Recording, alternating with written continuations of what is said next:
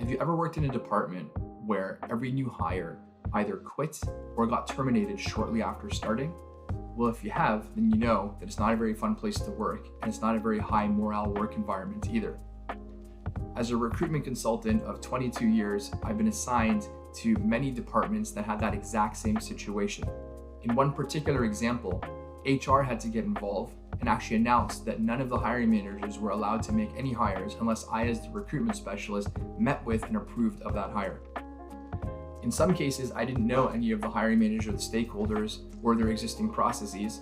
I was new. So what I would do is sit down with them, understand their needs, and sometimes send out a survey to collect all of the key attributes and skill sets and requirements that they would look for in every single one of the positions that they normally hired for.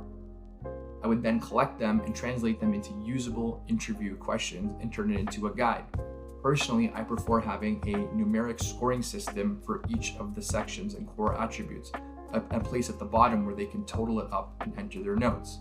Generally, I would make it a policy for each interview to include at least 2, if not 3 or more of the key stakeholders that would interact with that individual in each interview, and have them sit down for at least a few minutes after each of the interviews and debrief, where they can compare their notes, compare their assessment, and duke it out a little bit until they can find some sort of consensus. Over time, in this particular department, with this process, and with some training, with some coaching, with sitting in on the interviews and guiding them a little bit, they became very effective at hiring and hiring very consistently qualified professionals. What happened then was that the morale of the entire department improved dramatically, and the stakeholders would feel more confidence in the new hires that were coming in because they understood that their feedback had been considered when putting together that interview process. So I'm curious, do you use structured interview guides and scoring matrices in your interview process? If so, how has that worked for you? How have you evolved it over time?